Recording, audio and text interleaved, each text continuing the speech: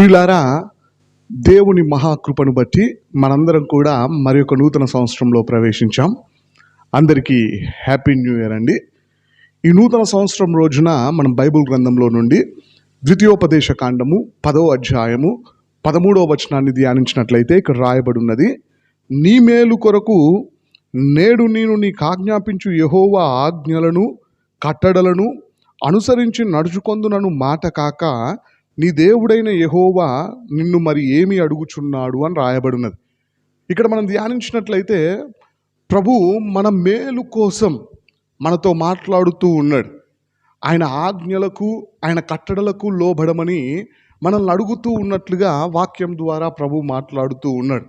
చూడండి ప్రియులారా, గత సంవత్సరం అంతా మనము మన జీవితాలని కనుక ఆలోచన చేసినట్లయితే ఎన్నో దేవుని మాటలను విన్నాం, ఎన్నోసార్లు దేవుని విషయాల్ని వాక్యాన్ని చదివి తెలుసుకున్నాం.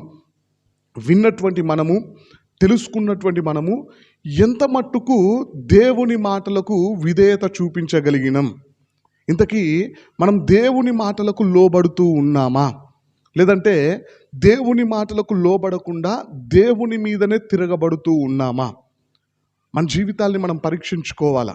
ఈ నూతన సంవత్సరంలో మనము దేవుని మాటలకు లోబడాలి అని చెప్పేసి ప్రభు వాక్యం ద్వారా మనతో మాట్లాడుతూ ఉన్నాడు.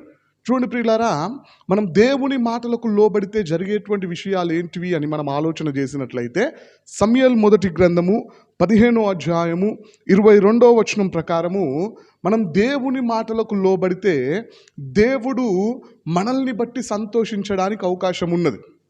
సృష్టికర్త అయినటువంటి దేవుడు నిన్ను బట్టి ఎప్పుడు సంతోషిస్తాడు అంటే నువ్వు దేవుని మాటలకు లోబడినప్పుడే. రెండోదిగా మనం దేవుని మాటలకు లోబడితే జరిగేటువంటి విషయాలు ఏంటివి అని మనం ఆలోచన చేసినట్లయితే ద్వితీయోపదేశ కాండము 10వ అధ్యాయము 13వ వచనం ప్రకారము దేవుడు మనకు మేలు చేయడానికి అవకాశం ఉన్నదంట. అంటే మేలుల గుండా మనం నడవడానికి అవకాశం ఉన్నది ఈ సంవత్సరం అంతా కూడా. మూడోదిగా మనం ఆలోచన చేసినట్లయితే మనం దేవుని మాటలకు లోబడితే మన జీవితాలలో అద్భుతాలు జరుగుతాయి. యోహాను సువార్త 2వ అధ్యాయం 5వ వచనంలో ఆ మాటలు మనకు కనిపిస్తూ ఉంటాయి. అక్కడ పనివారు దేవుని మాటకు లోబడడం ద్వారా నీళ్లను దేవుడు ద్రాక్షారసంగా మార్చినాడు. నాలుగోదిగా మనం ఆలోచన చేసినట్లయితే మనం దేవుని మాటలకు లోబడితే యాకోబు రాసినటువంటి పత్రిక 4వ అధ్యాయం 7వ వచనం ప్రకారం సాతానుగాడు పారిపోవడానికి అవకాశం ఉన్నది మన దగ్గర నుండి. సాతానుడు మన దగ్గర నుండి పారిపోవాలంటే, సాతాను మీద మనందరం ఈ సంవత్సరంలో విజయాన్ని పొందుకోవాలంటే మనం దేవుని మాటలకు లోబడాల. ప్రియులారా, మనం ఇంకా దేవుని మాటలకు లోబడితే జరిగేటువంటి పరిస్థితులు ఏంటివి అని మనం ఆలోచన చేసినట్లయితే ఐదోదిగా ద్వితీయోపదేశ కాండము 6వ అధ్యాయము 25వ వచనం ప్రకారము నీతి కలుగుతుందంట. మనం నీతిమంతులంగా తీర్చబడ్డానికి అవకాశం ఉంటుంది దేవుని మాటలకు లోబడడం ద్వారా. చివరిగా ద్వితీయోపదేశ కాండము 28వ అధ్యాయము మొదటి 2 వచనాల ప్రకారం మనం దేవుని మాటలకు లోబడితే దేవుడు మనల్ని ఆశీర్వదించడానికి అవకాశం ఉంటుంది. అంటే దేవుని యొక్క దీవెనలు మనం పొందుకోవడానికి అవకాశం ఉంటుంది. మరి రోజున మన జీవితాల్ని కనుక మనం పరీక్షించుకున్నట్లయితే మనం దేవుని మాటలకు లోబడుతూ ఉన్నామా? దేవుని మాటలని వింటూ ఉన్నాం, దేవుని మాటలను ధ్యానిస్తూ ఉన్నాం. మరి వింటున్నటువంటి మనము ఎంత మట్టుకు లోబడుతూ ఉన్నాం? ఇంతకీ వాక్యానికి ఎవరు లోబడతారు అంటే అనుకువ కలిగినటువంటి వారు, తగ్గింపు జీవితం కలిగినటువంటి వారు, దేవుని మీద విశ్వాసం కలిగినటువంటి వారు. దేవుడు ఏ మాట చెప్పినా అది నా మేలు కోసమే అని చెప్పేసి వాక్యంలో ఉన్నటువంటి మాటలకు లోబడడానికి అవకాశం ఉన్నది. ఒకవేళ మనలో అనుకువ లేకుండా ఉన్నట్లయితే, మనలో విశ్వాసం లేకుండా ఉన్నట్లయితే, మనలో తలబిరుసుతనం ఉన్నట్లయితే, మూర్ఖత్వం ఉన్నట్లయితే దేవుడు ఎన్నిసార్లు హెచ్చరించినా, దేవుడు ఎన్నిసార్లు గద్దించినా, దేవుడు ఎన్నిసార్లు మనతో మాట్లాడినా దేవుని మాటలకు మనము లోబడం. మరి రోజున మన జీవితం ఏ విధంగా ఉన్నది? గత సంవత్సరం అంతా దేవుడు మనల్ని కాచి కాపాడి ఈ నూతన సంవత్సరంలోనికి మనల్ని ప్రవేశింపజేసినాడు. మరి ఈ సంవత్సరంలో దేవుడు నీకు మేలు చేయాలని ఆశపడుతూ ఉన్నాడు. ఈ సంవత్సరంలో దేవుడు నీ జీవితంలో అద్భుతాలను జరిగించాలని ఆశపడుతూ ఉన్నాడు. ఈ సంవత్సరంలో దేవుడు నీ జీవితంలో ఉన్నతమైన స్థితిలో నిన్ను నిలబెట్టాలని ఆశపడుతూ ఉన్నాడు. మరి రోజున దేవుని మాటలకు మనం లోబడినప్పుడే ఆ కార్యాలు దేవుడు మన జీవితంలో చేయడానికి అవకాశం ఉంటుంది. మరి రోజున మనము లోబడే వారంగా ఉంటూ ఉన్నామా? ఒకసారి మన జీవితాన్ని మనం పరీక్షించుకుందాం. ప్రియులారా, ఈ రోజున మనము బైబిల్ గ్రంథంలో నుండి ధ్యానించబోతున్నటువంటి అంశం ఏంటిది అంటే, దేవుడు మనతో మాట్లాడుతూ ఉన్నప్పుడు మరి వింటున్నటువంటి వారిలో లేదా లోబడే వారిలో 4 రకాల మనుషులు ఉన్నట్టుగా బైబిల్ గ్రంథంలో మనకు కనిపిస్తూ ఉంటుంది. ఆ 4 రకాల మనుషుల్లో మనం ఏ కోవాకు చెందినటువంటి వారము? ఈరోజున మనము మన జీవితాన్ని వాక్యం ద్వారా పరీక్షించుకొని మనము తెలుసుకున్నప్పుడు, దేవుడు మనతో మాట్లాడినప్పుడు, దేవుడు మనకు గ్రహింపును కలగజేసినప్పుడు, ఈ నూతన సంవత్సరంలో మనం చేయాల్సినటువంటి పని ఏంటిది అంటే, మనం దేవునికి లోబడే వారంగా ఉండాలి. ఏ విధంగా లోబడుతూ ఉన్నామో కూడా ఒకసారి మన జీవితాన్ని మనం పరీక్షించుకుందాం. చూడండి ప్రియులారా, దేవుడు తన మాటలను తెలియపరిచినప్పుడు వినేవారిలో మొదటి రకమైనటువంటి విశ్వాసులు ఏ విధంగా ఉంటారు అని మనం ఆలోచన చేసినట్లయితే, కీర్తనలు గ్రంథము, బైబిల్ గ్రంథంలో కీర్తనలు గ్రంథము 119వ అధ్యాయము 60వ వచనాన్ని మనం ధ్యానించినట్లయితే అక్కడ రాయబడి ఉన్నది, నీ ఆజ్ఞలను అనుసరించుటకు నేను జాగు చేయక త్వరపడితిని అంటున్నాడు. ఇక్కడ కీర్తనకారుడు మాట్లాడుతున్నటువంటి మాట ఏంటిది అంటే, నీ ఆజ్ఞలను అనుసరించడానికి, దేవుని ఆజ్ఞలను విన్నప్పుడు, దేవుని ఆజ్ఞలు తెలుసుకున్నప్పుడు, ఆ ఆజ్ఞలకు లోబడడానికి జాగు చేయక, అంటే ఆలస్యం చేయక తొందరపడుతూ ఉన్నాడంట. ఇక్కడ కీర్తనాకారుడు ఎందుకోసం తొందరపడుతూ ఉన్నాడు అంటే, దేవుని మాటలకు లోబడడానికి. మొదటి రకమైనటువంటి మంచి విశ్వాసులు వీరు. దేవుణ్ణి సంతోషపెట్టేవారు వీరు. దేవుని మేలులను పొందుకునేవారు వీరు. దేవుని యొక్క ఆశీర్వాదాలను పొందుకునేవారు వీరు. సాతానుని పారిపోయేటట్టు చేసేవారు, సాతాను మీద విజయాన్ని పొందుకునేవారు వీరు. ఉన్నతమైన స్థితిలో దేవుడు నిలబెట్టడానికి అవకాశం కల్పించేవారు వీరు. ఎలాంటి వారంటే, దేవుని మాటలు విన్నప్పుడు, దేవుని ఆజ్ఞలు తెలుసుకున్నప్పుడు, దేవుని వాక్యాన్ని చదివినప్పుడు, దేవుడు వాక్యము ద్వారా మనతో మాట్లాడుతూ ఉన్నప్పుడు తెలుసుకున్నటువంటి విషయాల కంట ఆలస్యం చేయకుండా త్వరపడుతూ ఉన్నారంట. అంటే వీరు తొందర దేనికోసం అంటే, నేను దేవునికి లోబడాలా, నేను దేవుని మాటలకు లోబడాలా అని చెప్పేసి. చూడండి ప్రియులారా, ఇంతకీ ఎవరు దేవుని మాటలకు లోబడుతారు అంటే, దేవుని యొక్క భయము కలిగినటువంటి వారు. బైబిల్ గ్రంథంలో దేవుడు ఒక వ్యక్తి విషయంలో ఇచ్చినటువంటి సాక్ష్యం అదే. నేను చదువుకుంటున్నటువంటి రోజుల్లో కూడా మా స్కూల్లో ఇంగ్లీష్ టీచర్ ఉంటుండే, రాణి టీచర్ ఆమె పేరు. మా క్లాస్లో ఉన్నటువంటి స్టూడెంట్స్ అందరూ కూడా ఏ ఒక్క టీచర్ చెప్పినటువంటి హోంవర్క్ చేయకపోతుండే, కానీ ఆ యొక్క ఇంగ్లీష్ టీచర్ చెప్పినటువంటి హోంవర్క్ మాత్రం కంపల్సరీ చేస్తుండే. ఆ టీచర్ ఏదైనా నేర్చుకొని రావాలి అంటే కంపల్సరీ ప్రతి ఒక్కరూ నేర్చుకొని వస్తూ ఉండే. కారణం ఏంటిది అంటే, ఆ టీచర్ అంటే అంత భయం మా క్లాస్లో. ఎందుకోసం అంటే, ఆమె భయంకరంగా కొట్టేది. హోంవర్క్ చేయకపోయినా, ఆమె చదువుకొని రమ్మని చెప్పినటువంటి విషయాలను చదువుకొని రాకపోయినా భయంకరంగా ఫస్ట్ ఇటు సైడ్ కొట్టేది, తర్వాత ఇటు సైడ్ కొట్టేది, తర్వాత టేబుల్ మీద నీల్ డౌన్ చేపించి చేతులు పైకెత్తమనేది. చేతులు పైకెత్తిన తర్వాత ఎవరి బ్యాగ్లోనైతే బుక్స్ ఎక్కువ ఉన్నాయో ఆ బ్యాగును తెచ్చి చేతిలో పెట్టేది. ఆమె పీరియడ్ అయిపోయేదాకా ఆ నీల్ డౌన్ చేసి ఆ బ్యాగును మోయాలి. బ్యాగ్ కింద పడినా, నీల్ డౌన్ చేయకపోయినా మళ్ళీ కొట్టేది. అంటే ఆమెకు భయపడుతూ ఉన్నారు కాబట్టి, ఆమె ఇచ్చేటువంటి శిక్షకు భయపడుతూ ఉన్నారు కాబట్టి, స్టూడెంట్స్ అందరూ చేసేటువంటి పని ఏంటిది అంటే, నాతో సహా ఏ టీచర్ చెప్పిన హోంవర్క్ చేయకపోయినా పర్లేదు, కానీ మన ఇంగ్లీష్ టీచర్ చెప్పినటువంటి హోంవర్క్ మాత్రం ఖచ్చితంగా చేయాలా అని చెప్పేసి ఖచ్చితంగా ప్రతి ఒక్కరూ ఇంగ్లీష్ హోంవర్క్ చేసుకొనే వచ్చేవారు. ఆమె చెప్పినటువంటి ఆ యొక్క అంశాలను, లెసన్స్ని చదువుకొనే వచ్చేవారు. కారణం ఏంటంటే భయం ఉంది కాబట్టి. ప్రభువు కూడా మాట్లాడినటువంటి మాట అదే. ఒక భక్తునికి విషయంలో దేవుడిచ్చినటువంటి సాక్ష్యం ఏంటిది అంటే, ఆదికాండం 22వ అధ్యాయం 1వ వచనంలో అబ్రహాముతో ప్రభువు మాట్లాడుతూ ఉంటాడు.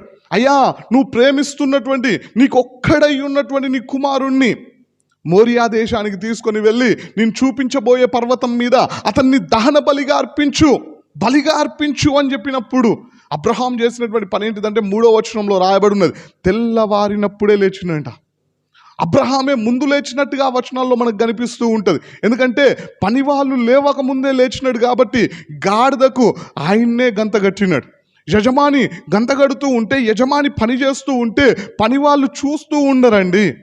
అయ్యా మీరుండండి, మేము చేస్తామని చేయడానికి అవకాశం ఉన్నది. పని వాళ్ళు లేవకముందే అబ్రహాము లేచాడు కాబట్టి గాడిద గంతగట్టి ఇద్దరు పన్నివాళ్ళను వెంటబెట్టుకొని తన కుమారుడైనటువంటి ఇస్సాకును వెంటబెట్టుకొని ఆ దహన బలి కోసం కట్టలను చీల్చి దేవుడు చెప్పినటువంటి ప్రాంతానికి వెళ్తూ ఉన్నట్టుగా మనకు కనిపిస్తూ ఉంటుంది. కారణం ఏంటిది? అబ్రహాము భక్తుడు దేవుడు సాయంకాలం అప్పుడు మాట్లాడితే తెల్లవారగానే లేచి తన కుమారుణ్ణి వెంటబెట్టుకొని వెళ్ళడానికి కారణం ఏంటిది అంటే దేవుడిచ్చినటువంటి సాక్ష్యం అక్కడ రాయబడి ఉన్నది. ఆదికాండము 22వ అధ్యాయము 12వ వచనంలో రాయబడి ఉన్నది, నీకు ఒక్కడయ్యున్న నీ కుమారుణ్ణి నాకు వెనుతీయలేదు గనక నీవు దేవునికి భయపడువాడవని ఇందువలన నాకు కనబడుచున్నదనను అని రాయబడి ఉన్నది.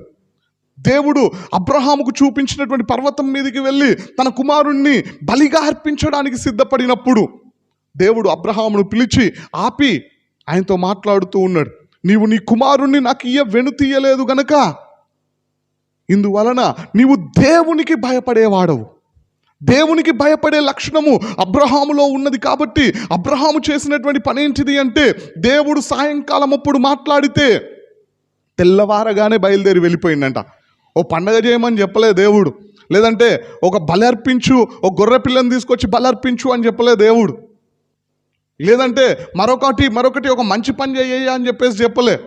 దేవుడు అడిగినటువంటి విషయం ఏంటిది అంటే అబ్రహాముకు ఉన్నటువంటి ఏకైక కుమారుణ్ణి, అతడు ఎంతగానో ప్రేమిస్తున్నటువంటి కుమారుణ్ణి, వాగ్దాన పుత్రుణ్ణి దహన బలిగా అర్పించు అంటే అబ్రహాము ఏమాత్రం సందేహించకుండా, అబ్రహాము ఏమాత్రం ఆలోచించకుండా సాయంకాలమే చెప్పాడు కదా దేవుడు, ఓ 10 రోజులైనా నా కుమారుణ్ణి నేను చూసుకుంటా, ఓ 10 రోజులైనా నా కుమారుణ్ణి నేను ఆయనకు కావలసినటువంటి అవసరాలన్నీ తీరుస్తా, ఆయన్ని సంతోష పెడతా, ఓ 10 రోజుల తర్వాత లేదంటే ఒక నెల తర్వాత నేను దేవుడు చెప్పినటువంటి పని చేస్తా అనుకుంటలేడంట. ఎప్పుడు చేస్తున్నాడు అబ్రహాము దేవుని మాటకు లోబడే పని అంటే సాయంకాలం అప్పుడు దేవుడు మాట్లాడితే తెల్లవారగానే లోబడుతూ ఉన్నాడు. చూడండి, ఇక్కడ మనం జాగ్రత్తగా ఆలోచన చేస్తే డబ్బులు ఇవ్వమంటే లోబడడం కాదు ఇక్కడ అబ్రహాము జీవితంలో, లేదంటే ఓ గొర్రెపిల్లనో ఒక మేకపోతునో ఇవ్వమంటే లోబడడం కాదు, లేదంటే ఒక 10 మందికి భోజనాలు పెట్టమంటే లోబడడం కాదు. ఆయనకున్నటువంటి ఏకైక కుమారుణ్ణి బలివ్వమంటే ఆలస్యం చేయలేదంట అబ్రహాం భక్తుడు. వెంటనే లోబడినాడు, తెల్లవారగానే లోబడినాడు. తన కుమారుణ్ణి వెంటబెట్టుకొని 3 రోజులు ప్రయాణించినట్టుగా మనకు కనిపిస్తూ ఉన్నది. అతడికి ఎంత బాధ కలుగుతూ ఉన్నా, ప్రక్కనే ఉన్న తన కుమారుణ్ణి చూస్తూ లోపల ఎంత దుఃఖము కలుగుతూ ఉన్నా ఏమాత్రం దాన్ని బయటికి కనిపించకుండా, ఏమాత్రం వెనుతిరిగి వెళ్ళేటువంటి ఆలోచన చేయకుండా అబ్రహాము భక్తుడు దేవుని మాటలకు లోబడినట్టుగా మనకు కనిపిస్తూ ఉన్నది. అది కూడా త్వరగా లోబడినాడు. సాయంకాలం దేవుడు మాట్లాడితే తెల్లారగానే లోబడినాడు. ఈ రోజున మన జీవితాన్ని కనుక మనం పరీక్షించుకుంటే మనతో దేవుడు 10 సార్లు చెప్పినా, 10 సార్లు హెచ్చరించినా, 10 సార్లు గద్దించినా, 10 సార్లు మన బ్రతుకును మార్చుకోమన్నా మనం లోబడతామా అంటే చాలా ఆలస్యం చేసే వారంగా ఉంటూ ఉంటాం. చూడండి ప్రియులారా, కీర్తనాకారుడు మాట్లాడుతున్నటువంటి మాట, అయ్యా నీ ఆజ్ఞలను అనుసరించుటకు నేను జాగు చేయక త్వరపడుతూ ఉన్నాను. అబ్రహాము గురించి ప్రభు ఇస్తున్నటువంటి సాక్ష్యం, అయ్యా నువ్వు ప్రేమిస్తున్నటువంటి నీకు ఒక్కడై ఉన్నటువంటి నీ కుమారుణ్ణి నాకు వెనుతీయలేదు. కారణం ఏంటిది అంటే నువ్వు దేవునికి భయపడే వ్యక్తివి. సాయంకాలము దేవుడు మాట్లాడితే తెల్లవారగానే లోబడే మనసు అబ్రహాముకున్నదంట. బైబిల్ గ్రంథంలో త్వరగా లోబడినటువంటి వాళ్ళు చాలామంది ఉన్నారు. మరొకరిని కూడా మనం ఆలోచన చేసినట్లయితే లూకా సువార్త 2వ అధ్యాయం 16వ వచనంలో మనకు కనిపిస్తూ ఉంటుంది. అక్కడ గొర్రెల కాపర్లతో దేవదూత మాట్లాడితే, గొర్రెల కాపర్లు దేవదూతలు చెప్పి పరలోకానికి వెళ్ళిపోయిన తర్వాత వారు ఒకరితో ఒకరు దేవదూత ద్వారా దేవుడు తెలియపరిచినటువంటి మాటలన్నీ విశ్లేషించుకొని వాళ్ళు చేసినటువంటి ఒక అద్భుతమైన పని ఏంటిది అంటే త్వరగా వెళ్ళిర్రంట. వారు చేస్తున్నటువంటి పనిని ప్రక్కన పెట్టి కాసేపు వారి గొర్రెల మందలను ప్రక్కన పెట్టేసి దేవదూత ద్వారా దేవుడు తెలియపరిచినటువంటి మాటలకు మనం లోబడుదామని చెప్పేసి, తెల్లారిన తర్వాత లోబడదాంలే, లేదంటే కాసేపు అలసట తీర్చుకున్న తర్వాత లోబడదాంలే, ఇప్పుడే వెళ్తే మన పరిస్థితి ఏంటిది, ఈ రాత్రికాల సమయంలో మనం వెళ్తే మనం ప్రమాదాల బారిన పడడానికి అవకాశం ఉన్నదిలే అని చెప్పేసి, లేదంటే ఒక వారం తర్వాత వెళ్దాంలే అనుకోలేదంట. రాత్రికాల సమయంలో దేవదూత ద్వారా దేవుడు గొర్రెల కాపరులతో మాట్లాడితే, తన విషయాలను తెలియపరిస్తే ఆ రాత్రే లోబడ్డారంట, త్వరగా వెళ్ళినారంట. మళ్ళీ వాళ్ళు ఆలస్యంగా కూడా వెళ్ళలే, లేదంటే నిమ్మలంగా కూడా వెళ్ళలే, త్వరగా వెళ్ళినట్టుగా బైబిల్ గ్రంథంలో మనకు కనిపిస్తూ ఉంటుంది. అంటే గొర్రెల కాపరులలో కనిపిస్తున్నటువంటి ఒక మంచి లక్షణం కూడా ఏంటిది అంటే వారు త్వరగా లోబడేవారు. మరి రోజున మన పరిస్థితి ఏ విధంగా ఉన్నది? ఈ నూతన సంవత్సరంలో ఒకసారి మన జీవితాన్ని మనం పరీక్షించుకుందాం. గత సంవత్సరం అంతా దేవుడు మనతో మాట్లాడినాడు, గత సంవత్సరం అంతా దేవుడు మనతో తన విషయాల్ని తెలియపరిచినాడు, దేవుడు మనల్ని గద్దించినాడు, దేవుడు మన బ్రతుకును సరిచేసుకోమని తెలియపరిచినాడు. మరి విన్నటువంటి మనము త్వరగా లోబడినమా? ఒకసారి మన జీవితాన్ని మనం పరీక్షించుకుంటే ఈ క్షణం వరకైనా మనం దేవుని మాటలకు లోబడే వారంగా ఉన్నామా, లేదంటే దేవుని మాటలు విని విడిచిపెట్టే వారంగా ఉంటూ ఉన్నామా? ఈ రోజున మన పరిస్థితి ఏ విధంగా ఉన్నది? ఒకసారి మన జీవితాన్ని మనం పరీక్షించుకుందాం. ప్రియులారా, దేవుడు మనతో మాట్లాడుతూ ఉన్నప్పుడు వినేవారిలో రెండో రకమైనటువంటి మనుషులు ఏ విధంగా ఉంటారు అంటే, వాక్యంలో ఆ విషయాలు కూడా రాయబడినాయి. చూడండి, బైబిల్ గ్రంథంలో మనము ఆదికాండము 19వ అధ్యాయము 16వ వచనాన్ని మనం ధ్యానించినట్లయితే అక్కడ రాయబడి ఉన్నది, అతడు తడువు చేసెను, అప్పుడు అతని మీద యెహోవా కనికరపడుట వలన ఆ మనుషులు అతని చేతిని, అతని భార్య చేతిని, అతని 2 కుమార్తెల చేతులను పట్టుకొని వెలుపలికి తీసుకొని వచ్చి ఆ ఊరి బయట ఉంచిరి అని రాయబడి ఉన్నది. ఇక్కడ లోతు గురించి దేవాది దేవుడు కొన్ని విషయాల్ని తెలియపరుస్తూ ఉన్నాడు. ఆ గ్రామంలో ఉన్నటువంటి వారందరూ లోతు ఇంటికి వచ్చినటువంటి అతిథులతో, దేవదూతలతో పాపము చేయడానికి సాహసించి అతని ఇంటి మీద దొమ్మిగా పడి అతన్ని కొడుతూ, అతన్ని దూషిస్తూ, అతన్ని అవమానపరుస్తూ ఉంటే దేవదూతలు లోతును ఇంటిలోనికి తీసుకొని వచ్చి దేవుడు చేయబోయే కార్యాన్ని ఆ రాత్రే తెలియపరిచినాడు. పై వచనాల్లో మనం ధ్యానించినట్లయితే ఆ మాటలన్నీ మనకు కనిపిస్తూ ఉంటాయి, మనందరికీ తెలిసినటువంటి సందర్భమే. దేవదూతల ద్వారా దేవుని విషయాలు రాత్రే విన్నాడు లోతు భక్తుడు. లోతుతో దేవదూతలు చెప్పినారు, అయ్యా, ఇక్కడ నీకు సంబంధించినటువంటి వారు ఇంకా ఎవరైనా ఉంటే వారిని తీసుకొని ఈ ప్రాంతాన్ని విడిచి వెళ్ళిపో అంటే, తన అల్లుళ్ళ దగ్గరికి వెళ్ళి చెప్పినాడంట. తన కుమార్తెలను వివాహం చేసుకోవడానికి సిద్ధంగా ఉన్నటువంటి తన అల్లుళ్ళ దగ్గరికి వెళ్ళి చెప్పినప్పుడు అతని అల్లుళ్ళ దృష్టి కంట అతడు ఎగతాళి చేసేటువంటి వ్యక్తిగా, అపహాస్యము చేసే వ్యక్తిగా కనిపించినాడంట. వారు దేవుని యందు భయభక్తులు కలిగి జీవించడం లేదు కాబట్టి, వారు దేవుని యొక్క ఉద్దేశాలని తెలుసుకోలేదు కాబట్టి వారు చూసినారు. హేళనగా చూస్తూ ఉన్నప్పుడు దేవదూతలు లోతు కుమార్తెలతో మాట్లాడుతూ, లోతు భార్యతో మాట్లాడుతూ వారందరి ముందు చెబుతూ ఉన్నారు, దేవుని ఉగ్రత, దేవుని కోపము, దేవుని శిక్ష ఈ సొదొమ గొమొర్రా పట్టణాల మీద మరి దేవుడు చూపించబోతూ ఉన్నాడు. వీరందరూ నాశనం అవ్వబోతూ ఉన్నారు, మీరు ఈ ప్రాంతాలని విడిచి వెళ్ళిపోండి అంటే రాత్రంతా దేవదూతలు చెబుతూనే ఉన్నా అక్కడ రాయబడినటువంటి మాట ఏంటిదంటే, తెల్లవారిన తర్వాత కూడా మనం ధ్యానించినట్లయితే అక్కడ మనకు కనిపిస్తూ ఉంటుంది 15వ వచనంలో, తెల్లవారినప్పుడు ఆ దూతలు లోతును త్వరపెట్టి, లెమ్ము, ఈ ఊరి దోష శిక్షలో నశించిపోకుండా నీ భార్యను, ఇక్కడనున్న నీ 2 కుమార్తెలను తీసుకొని రమ్మని చెప్పిరి. 16వ వచనంలో, అతడు తడువు చేసెను. రాత్రి నుంచి చెబుతూ ఉంటే తెల్లవారిన తర్వాత కూడా లోతు చేస్తున్నటువంటి పని ఏంటిది అంటే ఇంకా ఆలస్యం చేస్తూ ఉన్నాడంట, ఇంకా తడువు చేస్తూ ఉన్నాడంట.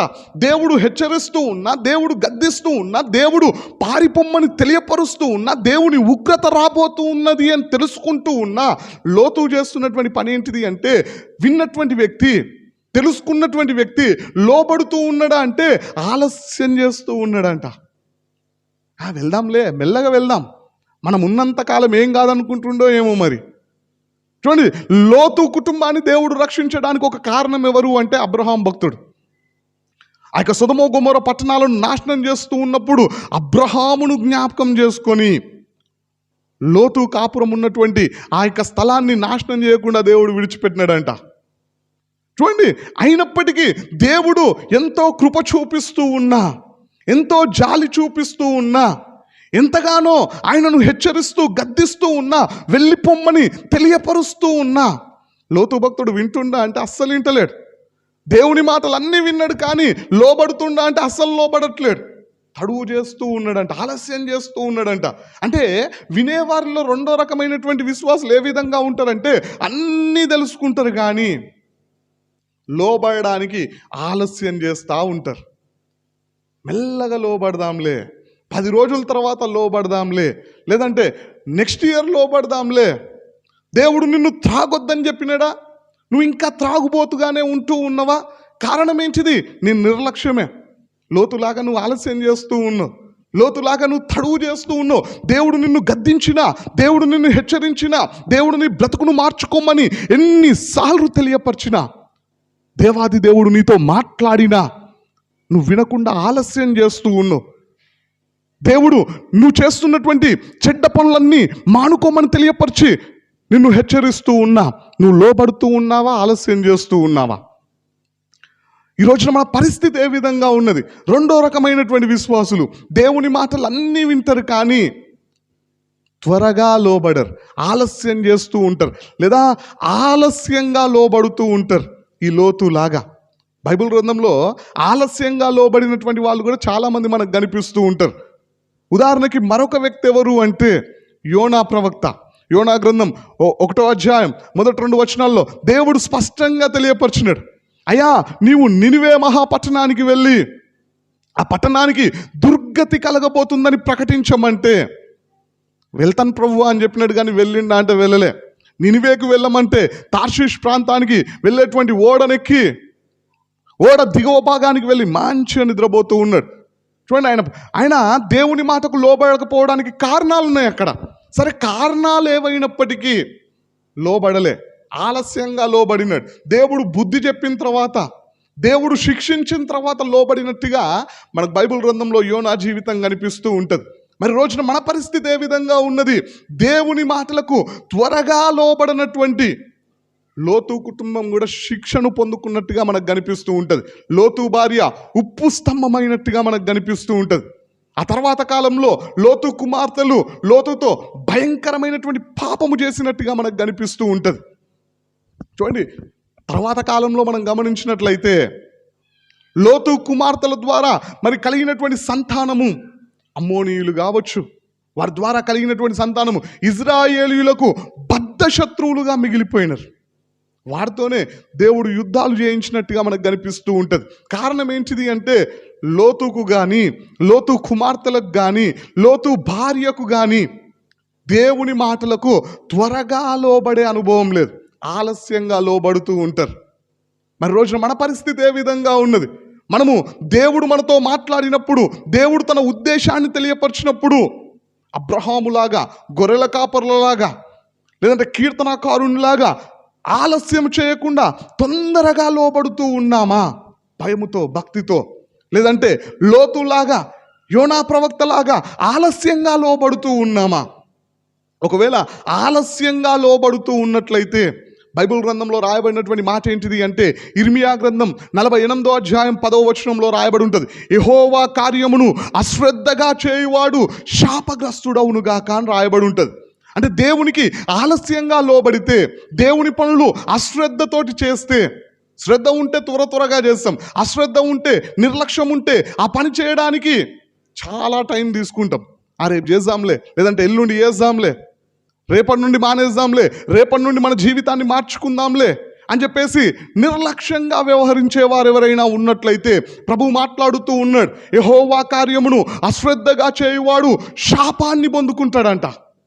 ఈరోజు నీ జీవితంలో శాపం కావాలని ఆశపడుతూ ఉన్నావా? ఆశీర్వాదం కావాలని ఆశపడుతూ ఉన్నావా?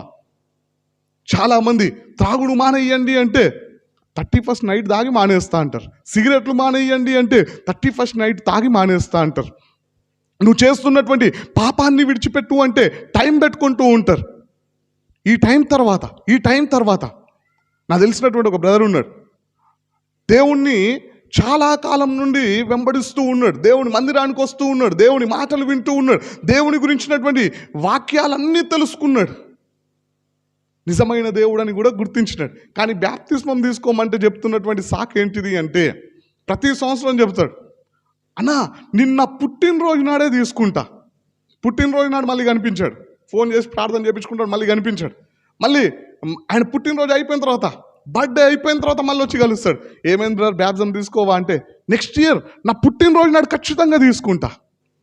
ఇప్పటికి 4 సంవత్సరాల నుంచి అని చెప్తా ఉన్నాడు.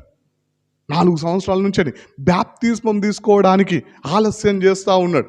లేరా ఇలాంటి వారు మన మధ్యలో? దేవుడు మనల్ని హెచ్చరిస్తూ ఉంటే, దేవుడు మనం బ్రతుకును మార్చుకోమని తెలియపరుస్తూ ఉంటే, దేవుడు నిన్ను గద్దిస్తూ ఉంటే ఆలస్యం చేస్తూ ఉన్నావా? లోతులాగా, యోనా ప్రవక్తలాగా. మరి నువ్వు పొందుకునేది ఏంటిదో తెలుసా? యెహోవా కార్యమును అశ్రద్ధగా చేయువాడు శాపగ్రస్తుడవునుగా అని రాయబడినది. ఆ రోజున మన పరిస్థితి ఏ విధంగా ఉన్నది? ఒకసారి మన జీవితాన్ని మనం పరీక్షించుకుందాం. ప్రియులారా, దేవుడు వాక్యం ద్వారా మనతో మాట్లాడుతూ ఉన్నప్పుడు వినే వాళ్ళల్లో 3వ రకమైనటువంటి విశ్వాసులు ఏ విధంగా ఉంటారు అంటే, సమూయేలు మొదటి గ్రంథంలో రాయబడినది చూడండి. సమూయేలు మొదటి గ్రంథము 15వ అధ్యాయము 9వ వచనంలో మనం ధ్యానించినట్లయితే, సౌలును జనులను కూడి అగగును, గొర్రెలలోను ఎడ్లలోను, క్రొవ్విన గొర్రె పిల్లలు మొదలైన వాటిలోనూ మంచి వాటిని నిర్మూలము చేయక కడగా నుంచి పనికిరాని నీచ పశువులన్నింటినీ నిర్మూలము చేసిరి అని రాయబడి ఉన్నది. ఇక్కడ మనం ధ్యానించినట్లయితే దేవుడు సౌలు రాజుతో చెప్పినటువంటి మాట ఏంటిది అంటే, 15వ అధ్యాయం 3వ వచనంలో రాయబడి ఉన్నది, కాబట్టి నీవు పోయి కనికరింపక అమాలేకులను హతము చేయుచు పురుషులనేమి, స్త్రీలనేమి, బాలురనేమి, పసిపిల్లలనేమి, ఎద్దులనేమి, గొర్రెలనేమి, ఒంటెలనేమి, గార్ధబొములనేమి అన్నింటినీ హతము చేసి వారికి కలిగినంతయు బొత్తిగా పాడు చేసి అమాలేకులను నిర్మూలము చేయమని చెప్పి పంపించిండంట. అయ్యా, నువ్వు కనికరమే చూపించొద్దు ఈ అమాలేకుల మీద. ఎందుకోసమంటే వారు మీ మీద శత్రుత్వాన్ని పెంచుకున్నటువంటి వారు.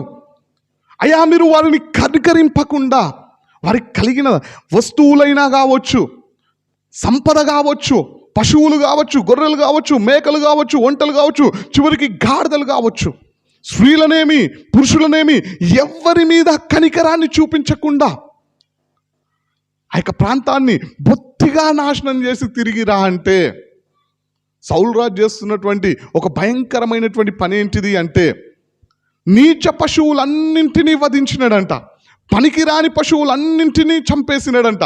బలహీనమైనటువంటి గొర్రెల్లో కావచ్చు, మేకల్లో కావచ్చు, పశువుల్లో కావచ్చు, గాడిదల్లో కావచ్చు, బలహీనమైన ఆ యొక్క వాటిని అన్నింటినీ వధించి అక్కడనే చంపేసి, బలమైన వాటిని, క్రొవ్వినటువంటి వాటిని మరి ఆయన వెంట పెట్టుకొని వస్తూ ఉన్నట్టుగా మనకు కనిపిస్తూ ఉన్నది. అంటే దేవుని మాటకి లోబడిందా అంటే సగమే లోబడ్డాడు, ఇంకా సగము లోబడలే. అంటే 50-50. మనందరికి తెలిసినటువంటి మాట, 50-50 బిస్కెట్ లాగుంది ఈయన జీవితం.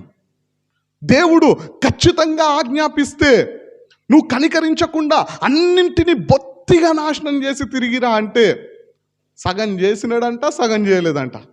పోనీ వినలేదా దేవుని మాటలు అంటే విన్నాడు.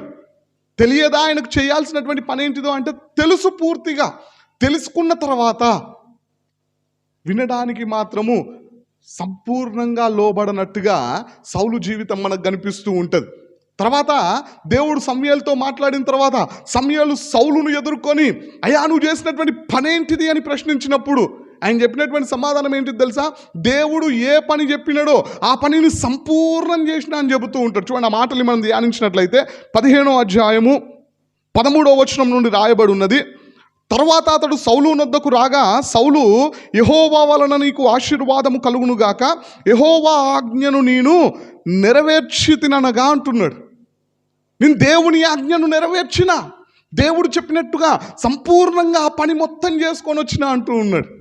అప్పుడు సమూయేలు మాట్లాడినటువంటి మాటల్ని కనుక మనం ధ్యానించినట్లయితే అక్కడ రాయబడి ఉన్నది, సమూయేలు అలాగైతే నాకు వినపడుచున్న గొర్రెల అరుపులను ఎడ్ల రంకెలను ఎక్కడివి అని అడిగాను. అందుకు సౌలు, అమాలేకుల యొద్ద నుండి జనులు వీటిని తీసుకొని వచ్చిరి. నీ దేవుడైన యెహోవాకు బలులనర్పించుటకు జనులు గొర్రెలలోను ఎడ్లలోను మంచి వాటిని ఉండనిచ్చిరి. మిగిలిన వాటిని అన్నింటినీ మేము నిర్మూలము చేసితిమనగా అని రాయబడి ఉన్నది. ఇక్కడ సౌలు రాజు భయంకరమైనటువంటి సాకులు చెబుతూ ఉన్నాడు. ఫస్ట్ ఏమో సమూయేలు ప్రవక్త రాగానే దేవుడు చెప్పినటువంటి పనిని నేను సంపూర్ణం చేసిన అని చెప్పేసి సంతోషంగా చెప్పినాడు. అప్పుడు సమూయేలు ప్రవక్త అడుగుతూ ఉన్నాడు, అట్లయితే నాకు వినబడుతున్నటువంటి గొర్రెల అరుపులు కావచ్చు, ఎడ్ల రంకెలు కావచ్చు, ఎక్కడవయ్యా? నా కళ్ళ ముందటనే కనిపిస్తున్నాయి కదా అంటే సౌలు చెప్తున్నటువంటి సాకులు అక్కడ కనిపిస్తూ ఉన్నాయి. వాటిని అంట జనులు తీసుకొని వచ్చిర్రంట, సైనికులే తీసుకొని వచ్చిర్రంట. రాజు ఆజ్ఞ లేకపోతే, రాజు ఆజ్ఞను మీరి ఏ సైనికుడైనా ఆ పని చేయడానికి సాహసిస్తాడా అంటే అస్సలు సాహసించాడు. మనకు తెలుసు ఆ మాట. రాజు ఆజ్ఞను ధిక్కరిస్తే మరణానికి అప్పగిస్తాడు రాజు. అయినప్పటికీ సౌలు రాజు సాకులు చెబుతూ ఉన్నాడు, అయ్యా ఈ పని చేసింది నేను కాదు, జనులే తీసుకొని వచ్చినారు.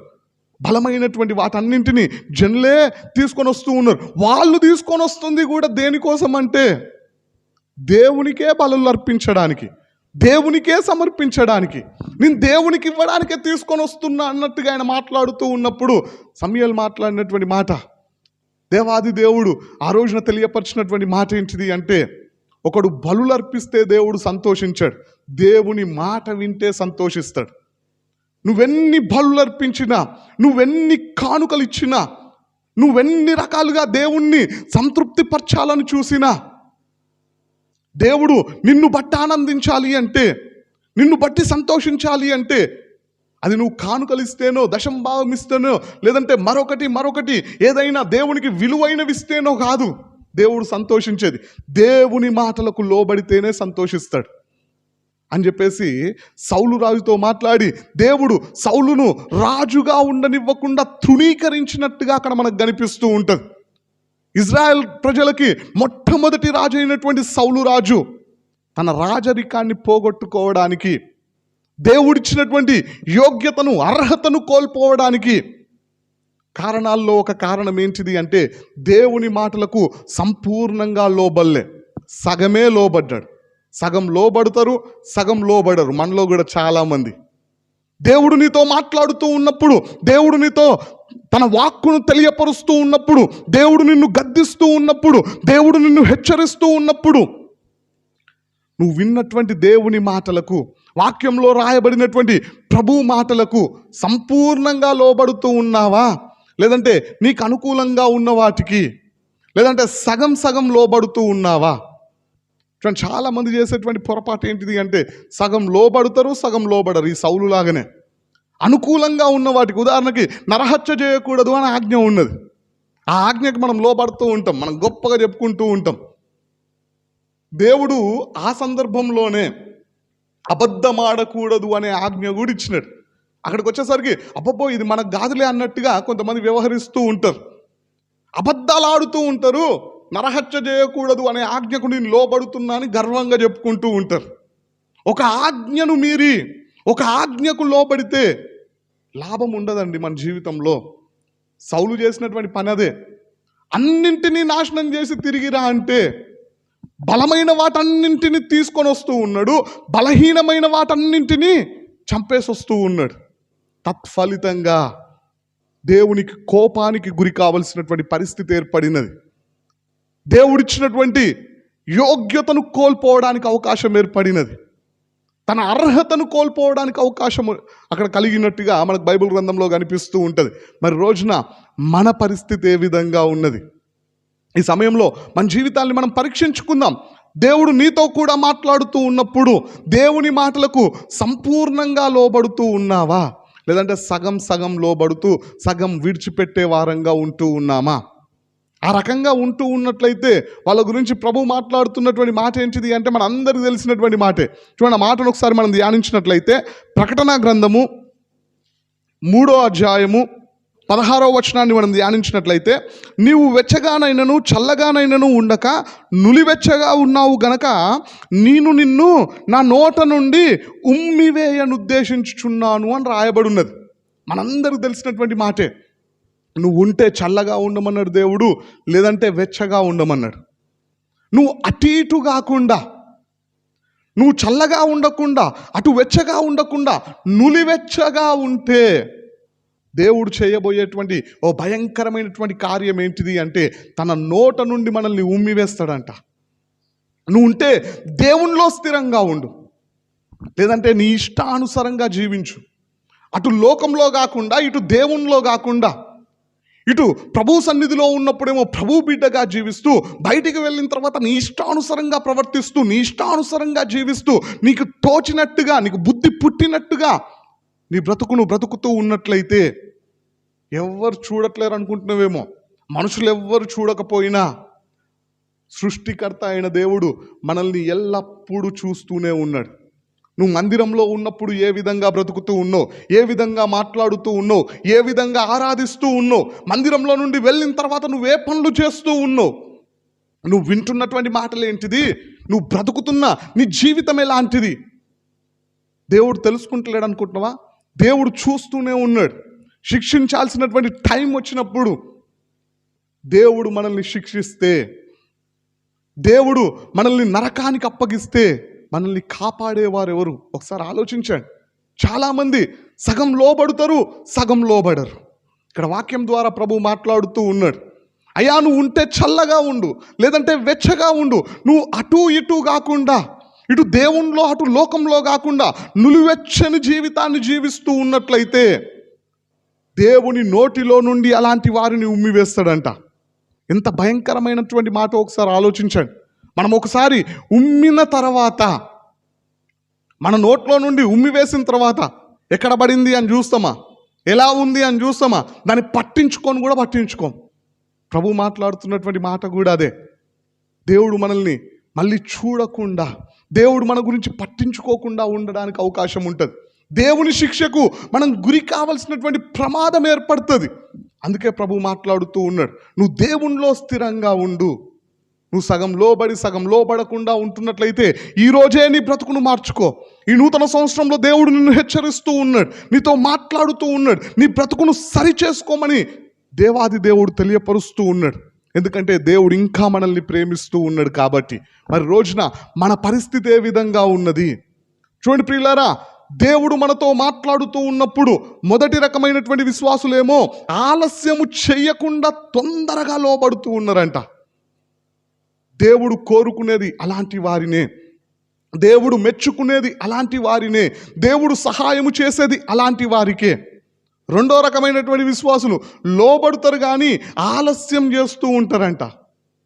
అలాంటి వారితో దేవుడు మాట్లాడుతూ ఉన్నాడు, యెహోవా కార్యమును అశ్రద్ధగా చేస్తే నువ్వు శాపాన్ని పొందుకుంటావని హెచ్చరిస్తూ ఉన్నాడు.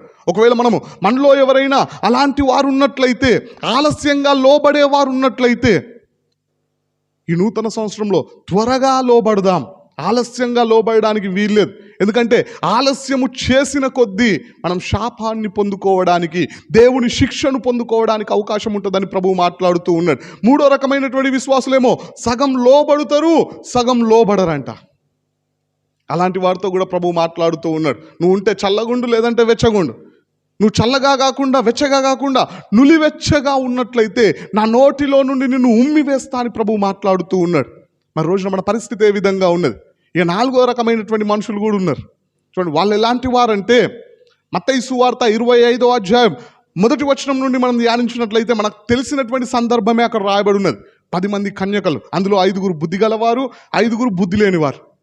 బుద్ధి లేని కన్యకలు దివిటీలు తీసుకొని వెళ్ళినారు, కానీ నూనెను తీసుకొని వెళ్ళలేదంట.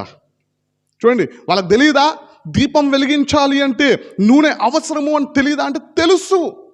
దేవుని మాటలు తెలుసు, దేవుని మాటలు విన్నరు, దేవుని మాటలు తెలుసుకున్నారు.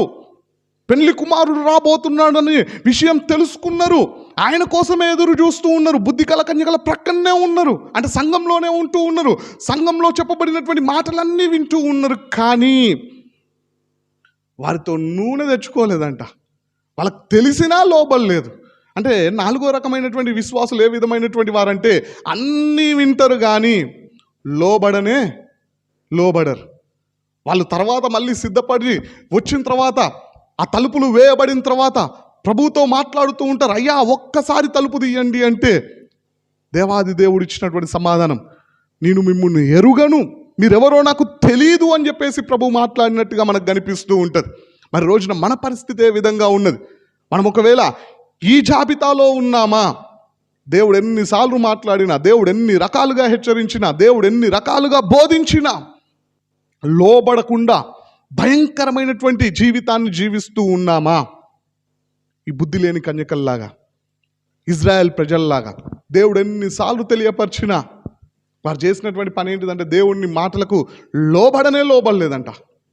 అందుకే కీర్తనలు గ్రంథం 81వ అధ్యాయం 8వ వచనంలో ప్రభు మాట్లాడుతూ ఉంటాడు, అయ్యో ఇజ్రాయేలు, నీవు నా మాట వినిన ఎడల నీకు ఎంత మేలు, నీకు మేలు చేయాలని చూస్తూ ఉంటే, నిన్ను పాలు తేనెలు ప్రవహించు దేశానికి నడిపించాలని చూస్తూ ఉంటే, నీ శత్రువుల మీద నీకు విజయాన్ని ఇవ్వాలని చూస్తూ ఉంటే, నీ జీవితంలో ఆశీర్వాదాలను ఇవ్వాలని చూస్తూ ఉంటే ఇజ్రాయెల్ ప్రజలంట దేవుని మాట వింటలేరంట, అస్సలు పట్టించుకోలేదంట, అస్సలు లోబడట్లేరంట.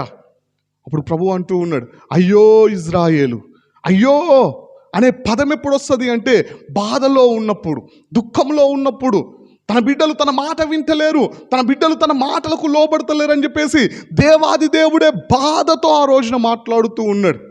యెషయా గ్రంథం 1వ అధ్యాయం 2వ వచనంలో ప్రభు మాట్లాడుతూ ఉంటాడు, ఆకాశమా ఆలకించుము, భూమి చెవియొగ్గుము, నేను పిల్లలను పెంచి గొప్పవారిగా చేసి తిని, అయితే వారు నా మీదే తిరగబడి ఉన్నారు. దేవుడు మాట్లాడాలని ఆశపడుతుందేమో మనుషులతో, కానీ అక్కడ మాట్లాడుతుంది ఆకాశంతో, భూమితో. కారణం ఏంటిది అంటే దేవుడు మనుషులందరినీ గొప్పగా చేయాలి అని ఆశపడుతూ ఉంటే, గొప్పవారిగా చేస్తూ ఉంటే, ఉన్నతమైన స్థితిలో నిలబెడుతూ ఉంటే, వారు ఉన్నతమైన స్థితిలోనికి వెళ్ళిన తర్వాత, దేవుని దీవెనలు పొందుకున్న తర్వాత, దేవుని సహాయాన్ని పొందుకున్న తర్వాత, దేవుడు మేలులతో వారి జీవితాన్ని తృప్తిపరిచిన తర్వాత, దేవుని మాటలకు లోబడకుండా దేవుని మీదనే తిరగబడుతూ ఉన్నారని చెప్పేసి దేవుడు తన బాధను, తన వేదనను ఆకాశంతో భూమితో అక్కడ పంచుకుంటూ ఉన్నాడు. మరి రోజున మన పరిస్థితి ఏ విధంగా ఉన్నది? చూడండి ప్రియులారా, ఈ నూతన సంవత్సరంలో ఒకసారి మన జీవితాన్ని మనం పరీక్షించుకుందాం. మనందరం గత సంవత్సరం అంతా దేవుని మాటలు విన్నాం. మరి విన్నటువంటి మనము త్వరగా దేవుని మాటలకు లోబడినమా, ఆలస్యంగా లోబడినమా, లేదంటే సగం లోబడి సగం లోబడకుండా జీవించినమా, లేదంటే అస్సలే లోబడకుండా బ్రతికినమా? మన జీవితం ఏ విధంగా ఉన్నది? దేవుని మాటల పట్ల మన వైఖరి ఏ విధంగా ఉన్నది? ఒకసారి మన జీవితాన్ని మనం పరీక్షించుకుందాం. ప్రభు అయితే మాట్లాడుతూ ఉన్నాడు, తన మాటలకు లోబడితే దేవుడు నీకు మేలు చేయాలని ఆశపడుతూ ఉన్నాడు. ఈ సంవత్సరం అంతా కూడా దేవుడు నిన్ను ఉన్నతమైన స్థితిలో నిలబెట్టాలని ఆశపడుతూ ఉన్నాడు. దేవుడు సాతాను మీద నీకు విజయాన్ని ఇవ్వాలి అని చెప్పేసి, నిన్ను చూసే సాతానుడు పారిపోయేలా చేయాలి అని చెప్పేసి దేవుడు ఆశపడుతూ ఉన్నాడు. దేవుడు నిన్ను దీవించాలని ఆశపడుతూ ఉన్నాడు. ఉన్నతమైన స్థితిలో నిన్ను నిలబెట్టాలని ఆశపడుతూ ఉన్నాడు. అదెప్పుడు సాధ్యమవుతుంది అంటే దేవుడు నీతో మాట్లాడినప్పుడు నువ్వు ఆలస్యం చేయకుండా లోబడినప్పుడే సాధ్యమవుతుంది. మనము త్వరగా లోబడదామా, లేదంటే ఆలస్యంగా లోబడి శాపాన్ని పొందుకుందామా, లేదంటే సగం లోబడి సగం లోబడకుండా దేవుని చేతనే ఉమ్మివేయబడినటువంటి వారంగా ఉందామా, లేదంటే పూర్తిగా లోబడకుండా దేవుణ్ణి బాధ పెట్టి దేవుని ద్వారా మీరెవరో నాకు తెలియదు అనిపించుకుందామా? ఈరోజు మన పరిస్థితి ఏ విధంగా ఉన్నది? ఒకసారి మన జీవితాన్ని మనం పరీక్షించుకుందాం. ఈ రోజు నుండైనా దేవుడు మనతో మాట్లాడినప్పుడు, వాక్యం ద్వారా నిన్ను హెచ్చరించినప్పుడు, నీ బ్రతుకును మార్చుకోమని తెలియపరిచినప్పుడు ఆలస్యం చేయకుండా త్వరగా లోబడుదాం. దేవుని సహాయాన్ని పొందుకుందాం. దేవుని రాకడకు మనం అందరం సిద్ధపడదాం. ఈ కొద్ది వాక్యం దేవుడు దీవించునుగాక.